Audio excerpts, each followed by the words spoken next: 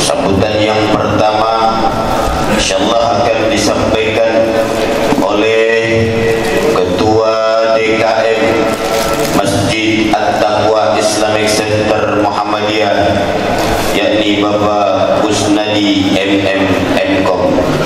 Pada beliau falyatafadhal ilaihi mashkur. Assalamualaikum warahmatullahi wabarakatuh. Alhamdulillahirabbil alamin wassalatu wassalamu ala asrofil anbiya'i wal mursalin wa ala alihi wa sahbihi ajmain. A'udzubillahi minasyaitonir rajim. Bismillahirrahmanirrahim. Ya ayyuhalladzina amanu taqullaha wa antum nafsum ma qaddamat liqad wattaqullaha innallaha khabirun bima ta'malun. Yang memberikan kita kesempatan untuk berkumpul di sini dalam keadaan sehat walafiat. Kita Nabi Muhammad sallallahu alaihi wasallam beserta yang terhormat Ketua Perkomas Bapak Iman Sulaiman SMM Cabang Muhammadiyah Duren Said 1, Bapak Ketua Majelis Tabligh Muhammadiyah Bapak Haji Rusli, para tokoh masyarakat, para ketua RW, ketua RT serta jamaah Perkomas yang dan jangan lupa juga pada tim DKM Masjid At-Taqwa, saya tim yang baik dan luar biasa. Kalian semoga pada pagi berkah ini kita dapat berkumpul bersama dalam acara yang sangat penting ini. Pertemuan ini tidak hanya sekedar acara silaturahmi, tetapi juga sebuah momentum bagi kita semua. Kesehatan dengan kuota 50 orang. Semoga pertemuan ini membawa manfaat dan berkah bagi kita semua. Assalamualaikum warahmatullahi wabarakatuh.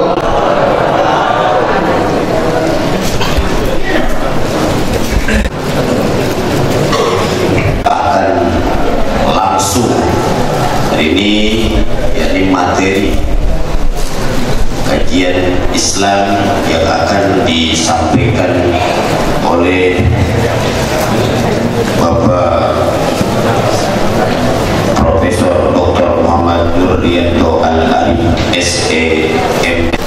Bapak-bapak dan ibu-ibu semua, saya mohon maaf mungkin tidak sampai jam 6:30. Kenal dengan mertua saya, kebetulan saya mengisi di Perkomas juga mertua saya, Bapak Kiai Haji Ali Ansori. Itu Pak mertua saya selalu ngomong mantunya ada 2 orang, satu Muhammadiyah, satu NU. Nah saya lah yang Muhammadiyah. Oke, pada kesempatan sekarang mungkin saya mencoba mengangkat topik yang sedikit berbeda Bapak Ibu semua, karena memang background saya, Bapak Ibu semua, karena yang background saya adalah ekonomi, terutama ekonomi syariah. Tema yang coba saya angkat pada kesempatan pagi hari ini adalah instrumen keuangan sosial Islam dalam membangun peradaban. ketika kita bicara instrumen keuangan Islam, sebenarnya ada tiga, itu dibagi menjadi tiga. Satu adalah kita bilang adalah keuangan komersial Islam. Itu berarti seperti kita kenal ada perbankan syariah, asuransi syariah, dana pensiun syariah, ataupun yang lainnya, ataupun sampai ke saham syariah dan obligasi syariah. Nah, kemudian term yang kedua dan kita coba akan bahas pada pagi hari ini adalah keuangan sosial Islam. Kata sosial berarti adalah sesuatu hal yang tidak profit, non-profit motif.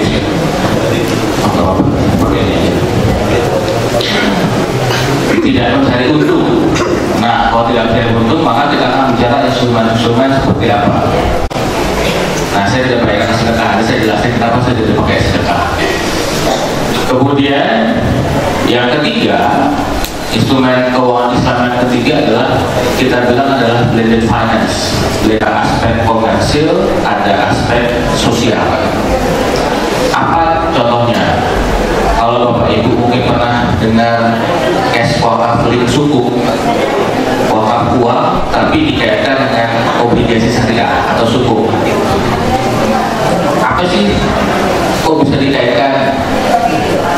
Dikaitkannya adalah uang wakaf uang, jadi dana yang terkumpul untuk wakaf uang ditaruh di suku.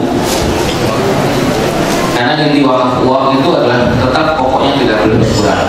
Ditaruh di suku, hasil sukulah kemudian boleh membiayai proyek-proyek sosial. Salah satu ada rumah sakit mata di mana saya itu didirikan punya dari wakaf, didirikan dari dana yang terkumpul dari cash wakaf link suku. Jadi hasil keuntungan dari cash wakafnya dikaitkan untuk membangun rumah sakit. Nah, yang kita coba bahas hari ini adalah aspek keuangan sosial Islam.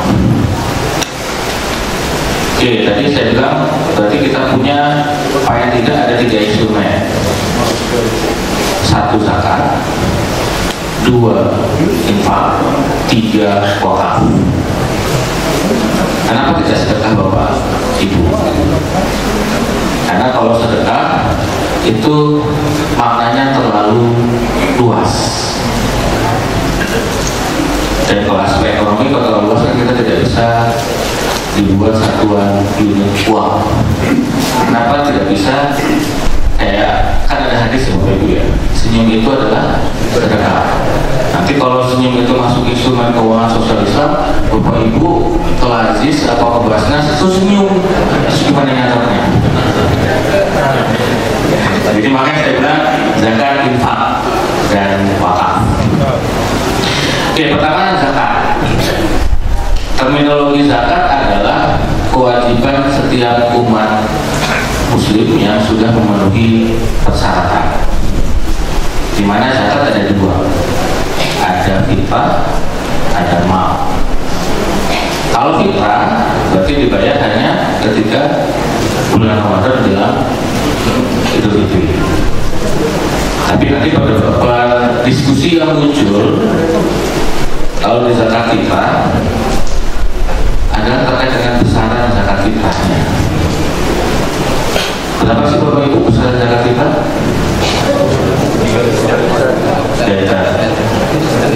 Oke, saya coba nanya.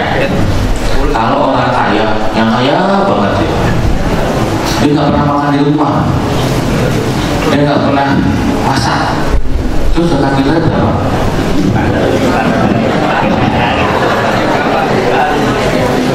Nah, ada beberapa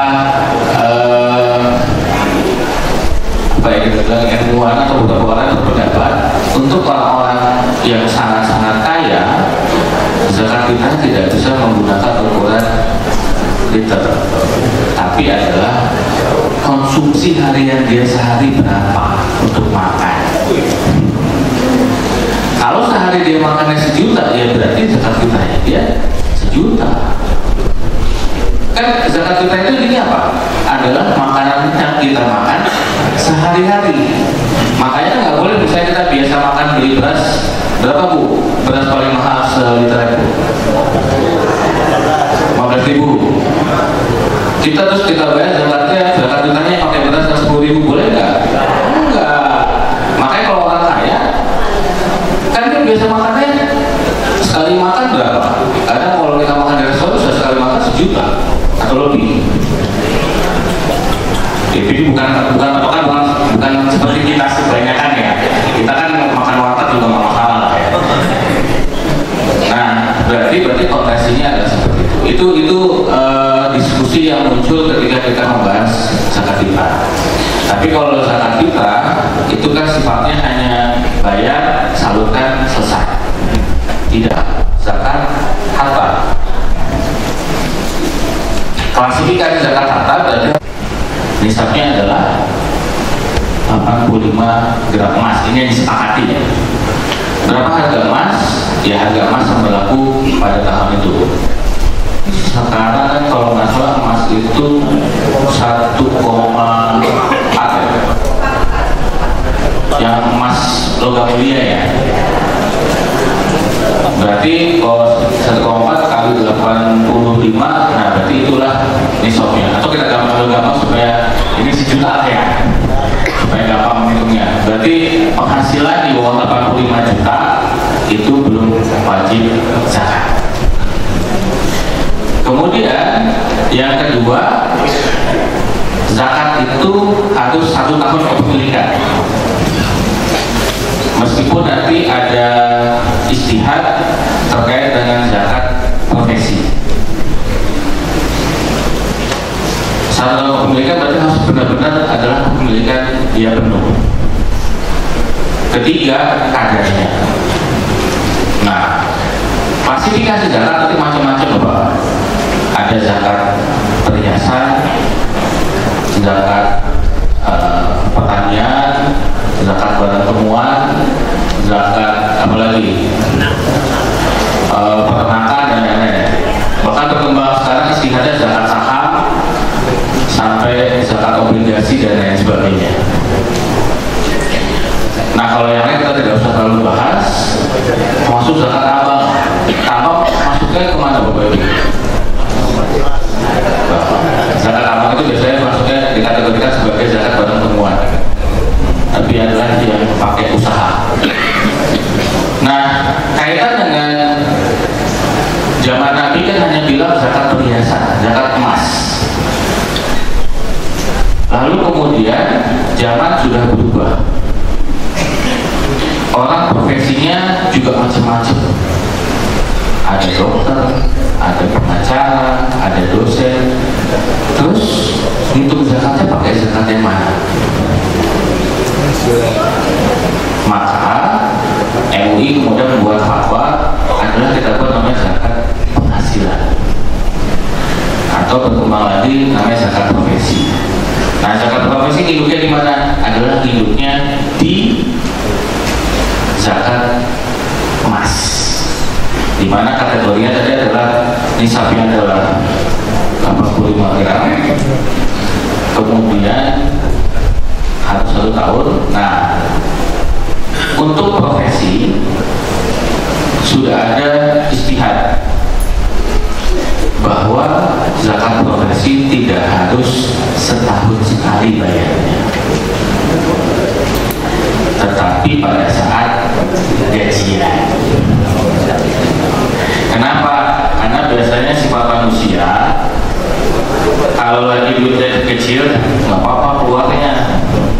Gaji 10 juta, kalau dikeluarin 2,5% tiap bulan masih nggak masalah. Tapi kalau dikumpulin 12 bulan 120 juta, jadi 2,5% kok gede ya. Nah akhirnya makanya kemudian dibuatlah oleh MUI, maka boleh dibayarkan setiap penghasilan, tidak harus menunggu setahun sekali. Sehingga kemudian kita tidak perlu zakat mal itu dikumpulkan hanya pada saat bulan Ramadan. Bisa dilakukan. MUI memang bilang dikeluarkan dari pendapatan yang bersih. Cuma beberapa lembaga apil bilang dari pendapatan yang kotor. Kenapa Bapak Ibu? Lembaga apil kemudian bilangnya dari pendapatan yang kotor. Karena sifat manusia nggak mau rugi. Punya pendapatan 10 juta, kemudian dihitung biaya hidup, dicari lagi, dihitung lagi sampai paling kecil akhirnya bersihnya 1 juta, baru dikali 2,5%. Itu berarti kita dengan Tuhan hitung-hitungan, Bapak Ibu. Makanya kenapa kemudian beberapa lembaga amil menganjurkannya adalah dari pendapatan kotor. Pertanyaannya adalah, kira-kira kita akan miskin nggak Bapak Ibu kalau dibayarnya dari pendapatan yang kotor? Yakin? Insya Allah enggak. Cuman kalau kan gini, dengan perasaan umatnya, kalau kita perasaannya sulit duit, ya beneran susah duitnya. Jadi bayar aja Bapak Ibu kalau punya penghasilan berapa penghasilannya, keluarkan 2,5%. Kecil kok 2,5% Bapak Ibu. Tetangga kita sebelah berapa? 1%. Makanya kenapa kalau kita bangun masjid susah banget, lama banget jadinya. Karena kita suka berhitung dengan 2,5% dari bersih pula. Oke, ke depan Bapak Ibu, mungkin keluarganya juga bisa diajar bagaimana kita mengeluarkan zakat itu dari pendapatan pokok. Dan 2,5% itu adalah angka minimal. Tidak boleh kurang, lebih boleh. Nah, perintah zakat ini akan selalu diiringkan dengan apa Bapak Ibu? Sholat. Kalau sholat, makanya adalah kita ibadah spiritual dengan antara kita dengan Allah, kabulnya Allah. Nah, zakat kenapa diiringkan dengan sholat? Ini menunjukkan bahwa kita sebagai umat itu selain hubungan kita kepada Allah, kita sesama manusia pun juga harus bisa menjalin hubungan baik. Ada tetangga kita yang kelaparan ataupun lain sebagainya, sehingga itulah kenapa kemudian zakat itu selalu disandingkan supaya kita tidak ingat kita kadang pintarnya kan pintar soleh tapi soleh individu ya, secara individu hanya sholat. Kita yang berikutnya yang membedakan adalah asnaf.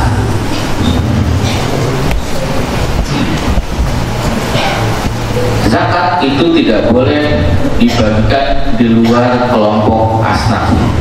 Di surat At-Taubah itu kan ada jelas ada 8 asnaf. Pertama apa? Fakir.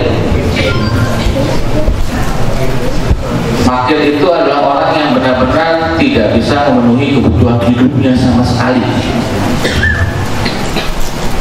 Kedua, miskin. Kalau miskin ini dia sudah bisa bekerja tetapi tidak bisa memenuhi kebutuhan hidup. Tapi biasanya supaya gampang di kita dijadiin satu, fakir, miskin. Ketiga Bapak Ibu, amil, kalau saya nggak salah ya, ini dana zakat.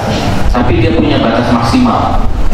Batas maksimalnya adalah 12,5%. Tidak boleh lebih dari itu. Keempat apa Bapak Ibu? Keempat adalah saya nggak tahu mu'alaf ya, ini urutannya saya lupa ya. Mu'alaf itu adalah orang yang kembali lagi ke Islam, memilih keyakinan berbeda. Ketika dia mu'alaf, berarti dia sebenarnya kembali. Mu'alaf itu masuk di dalam asnaf. Kan biasanya ketika seseorang kemudian memutuskan mu'alaf, maka oleh keluarga atau kelompoknya biasanya fasilitasnya diangkat. Kan sebenarnya sudah tidak masuk kategori mu'alaf lagi. Masa ada kategori mu'alaf permanen? Kan nggak mungkin. Untuk apa seperti masuk kategori mu'alaf?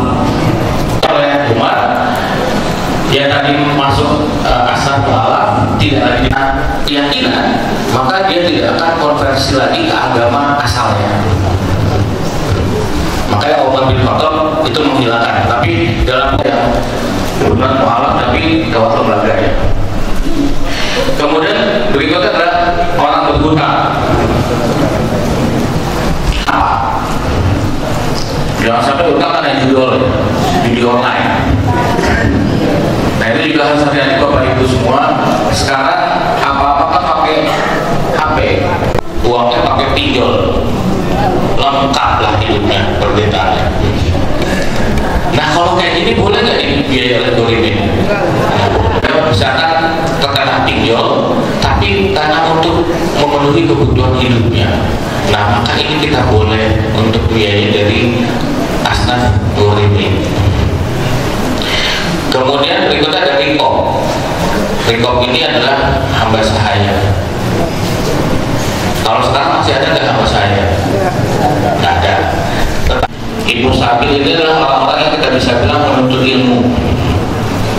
Kalau kita baca buku tafsirnya Al-Azhar Buya Hamka, sekolah luar negeri, nah ini pertanyaannya berharga berzakat nggak di luar? Apa? Berhak, bukan dianya. Nah, tapi ya masa nggak malu untuk S2 dan S3. Kenapa? Karena itu orang-orang yang mau membutuhkan. Terakhir adalah fisabilillah. Fisabilillah berarti adalah bisa untuk bangun masjid, bisa bangun sekolah dan lain sebagainya. Nah, kalau zakat tidak boleh keluar dari 8 asnaf ini.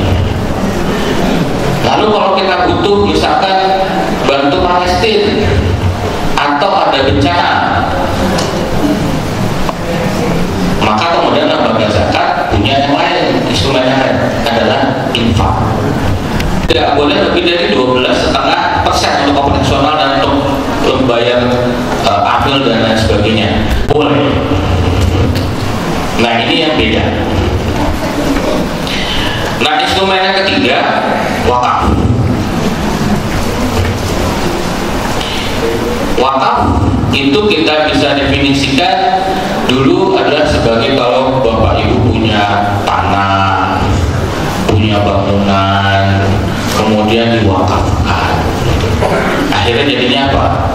Kuburan, masjid, musola, sekolah. Kemudian kita sebut dengan namanya wakaf produktif. Nah itu boleh. Supaya apa? Supaya lebih bisa memiliki dampak. Karena seringkali mungkin misalnya gini, di sini udah ada masjid, sini udah ada masjid, masa kita dapat tanah wakaf bangun masjid lagi. Jadi masjidnya sayang-sayangnya dong mengambilkan. Bisa jadi mungkin yang ini kita buat bisnis, dan kemudian usaha apa hasil dari bisnisnya itu bisa untuk membiayai kegiatan sosial. Nanti Bapak Ibu ada namanya wakaf uang. Apa bedanya wakaf uang dengan infak atau zakat Bapak Ibu?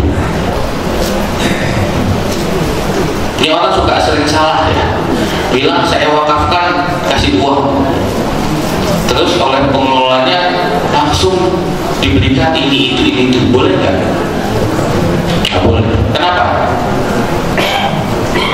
Karena wakaf uang itu yang boleh dikelola adalah hasilnya.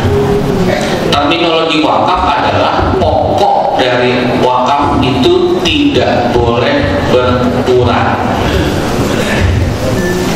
Mau aset fisik, mau aset moneter uang itu tidak boleh berkurang.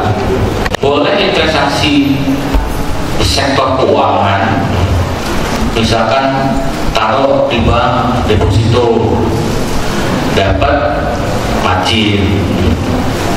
Marginnya berarti boleh dipakai.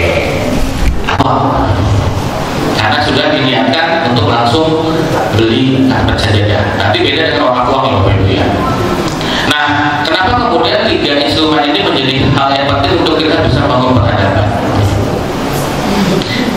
Suka tidak suka, kalau kita lihat potensi Bapak Ibu, potensi zakat kita ada tahu nggak berapa angkanya?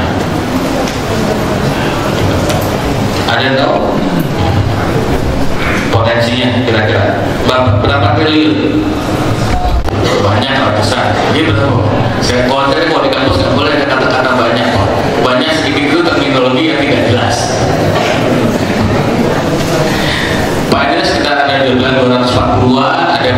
300 triliunan. Tapi yang terkumpul berapa? Hanya maksimal 10%-nya. Nah, kalau hanya 10%-nya bisa nggak? Enggak. Apalagi untuk Indonesia, kita punya penduduk 275 juta. Itu hidupnya mungkin separuh ngepas dengan batas hidup minimum. Kenapa bisa ada gap antara potensi dengan penghimpunan realisasi? Kepercayaan dengan siapa? Oke, pertama adalah kita bicara aspek kelembagaan.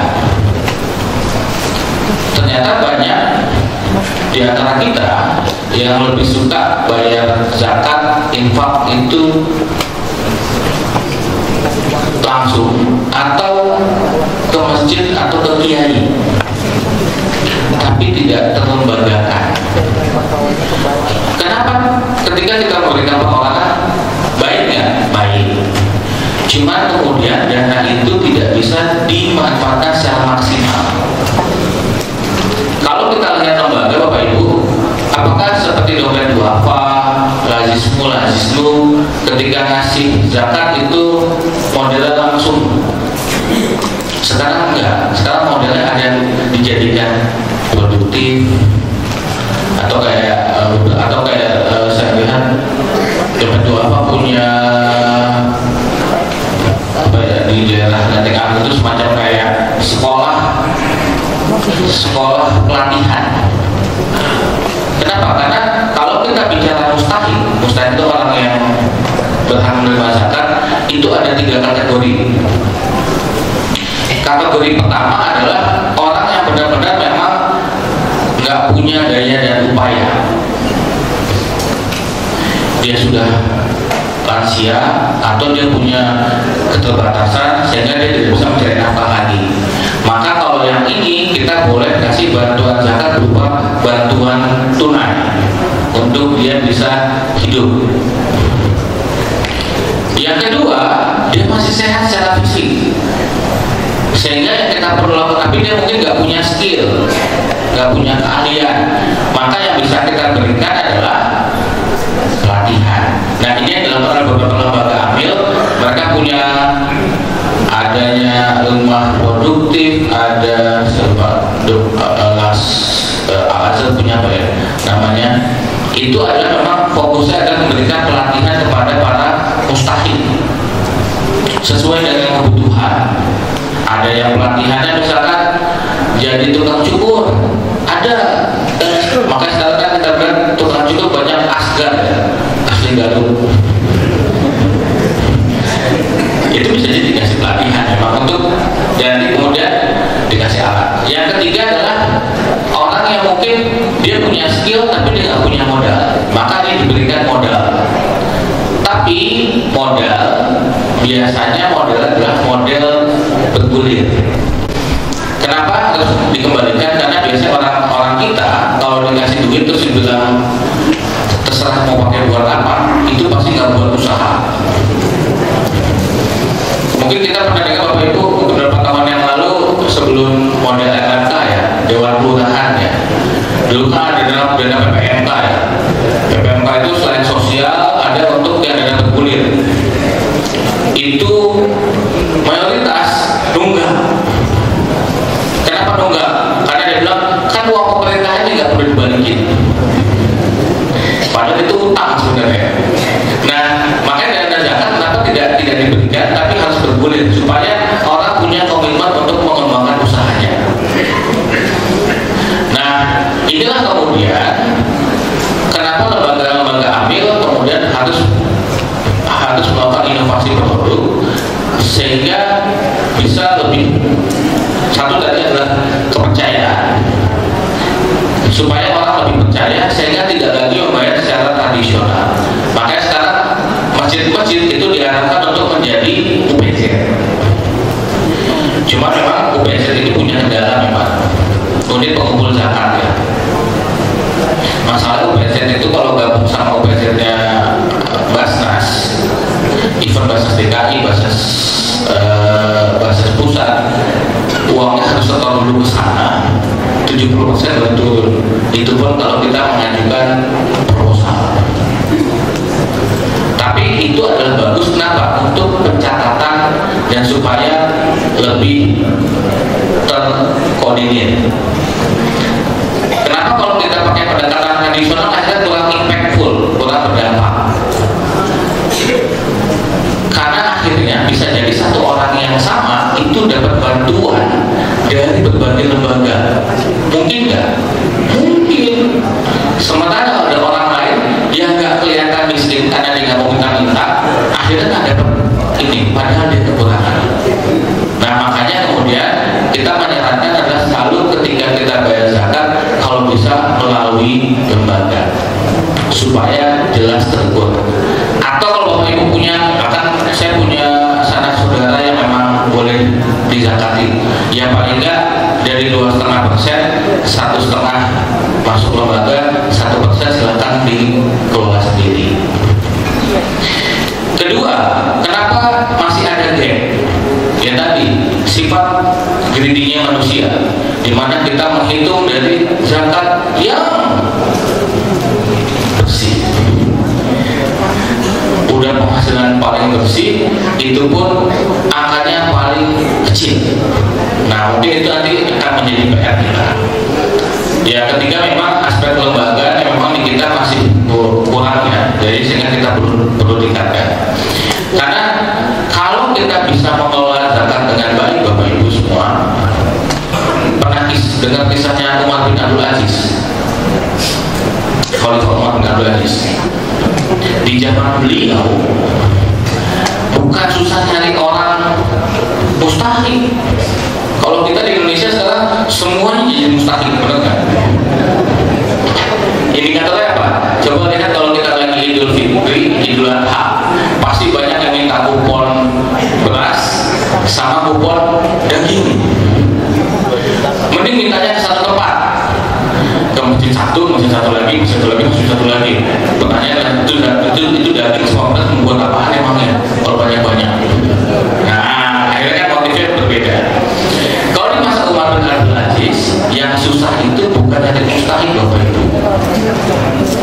Bukan nyari. Kalau di kita kan nyari mustahik susah. Nyari orang yang buat bayar zakat, tapi mustahiknya banyak. Kalau di zaman beliau kebalikannya. Semua orang merasa mampu dan tidak mau dizakatin. Saya nggak mau menerima uang zakat. Kalau saya mampu, saya maunya adalah bayar zakat. Nah berarti ketika dana zakat itu dikelola secara maksimal, berarti dia bisa memberikan dampak. Nah pertanyaannya adalah kenapa kita belum bisa memberikan dampak? Tadi karena masih belum terhimpun dana yang cukup maksimal untuk melakukan penghimpunan. Apalagi case Indonesia itu adalah negara kepulauan dan tersebarnya luas, sehingga kita butuh banyak hal untuk supaya bisa terhimpun dana yang cukup, supaya bisa sesuai dengan potensi sekitar 300 triliun, sehingga bisa berdampak signifikan dalam pembangunan. Kemudian ketiga, kita masih ada pemisahan, Bapak Ibu.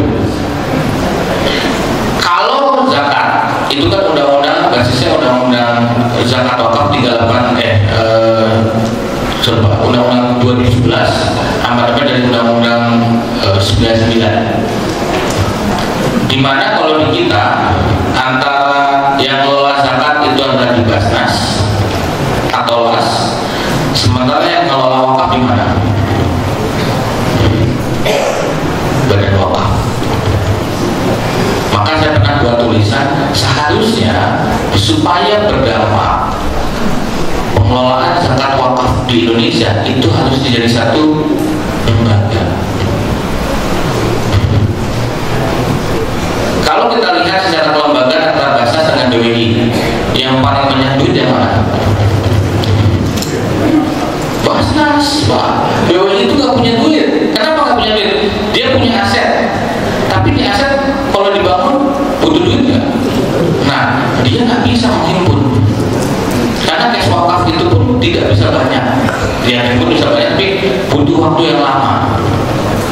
Makanya sebenarnya ormas-ormas Islam, NU, Muhammadiyah, kemudian lembaga-lembaga amil, dia punya izin dua biasanya. Satu sebagai lembaga amil, satu sebagai nazir wakaf. Itu jadi satu kesatuan. Kenapa? Seringkali gini, kita punya aset wakaf nih, Bapak Ibu. Tapi untuk kita menghimpun dana wakaf lagi susah. Yang kita lakukan adalah menggunakan apa? Zakat.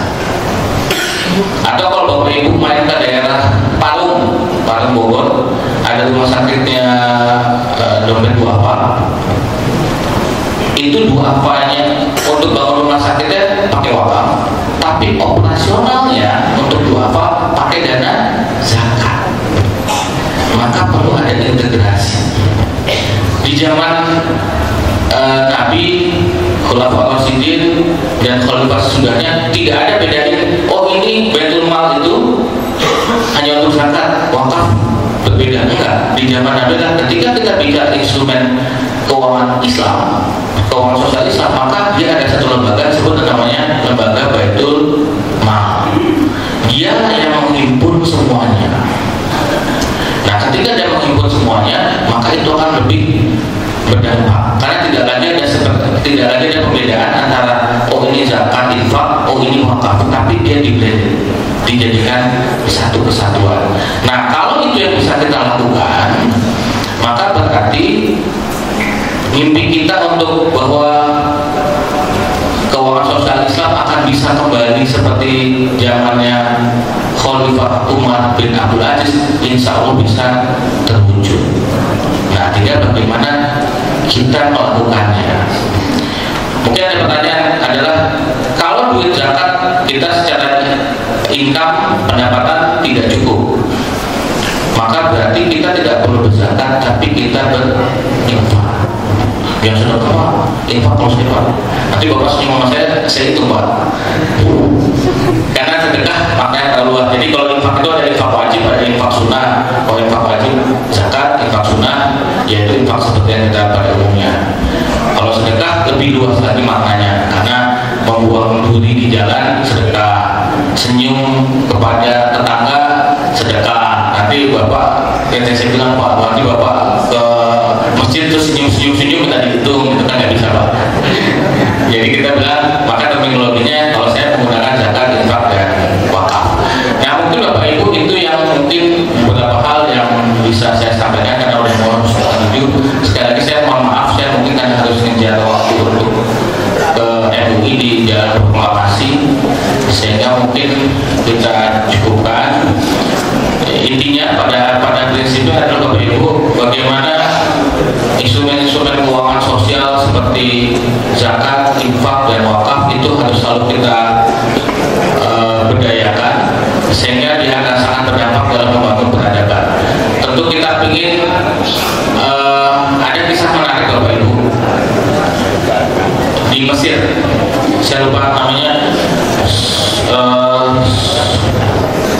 orang itu soleh siapa gitu, sosok Renata ya, mereka berkumpul 9 orang mau bangun bisnis, nyari kongsi ke-10. Terus akhirnya mereka sepakat kalau oke, mitra kita ke-10 adalah Allah. Jadi maksudnya apa? Adalah setiap keuntungan dari bisnisnya langsung 10%-nya adalah untuk apapun. Dan ternyata bisnisnya berkembang Bapak Ibu, dan akhirnya mereka bisa bangun sekolah, universitas dan sebagainya. Dan ketika solehnya itu kemudian meninggal, itu orang banyak hadir.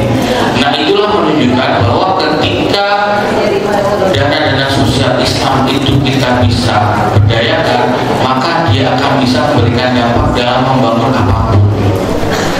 Nah, yang harus kita budayakan. Mungkin Bapak Ibu bisa membudayakan ke anak-anak yang masih kecil-kecil atau ke cucu-cucunya ya, untuk mungkin yang sudah sepuh, bagaimana membiasakan bahwa setiap ada uang kasih, setiap ada uang kasih, atau setiap ada THR lebaranan gitu ya. Karena anak sekarang THR lebih banyak dibanding kita ya. Kita ponakan cucu dan segala macam. Sementara THR mereka utuh. Nah,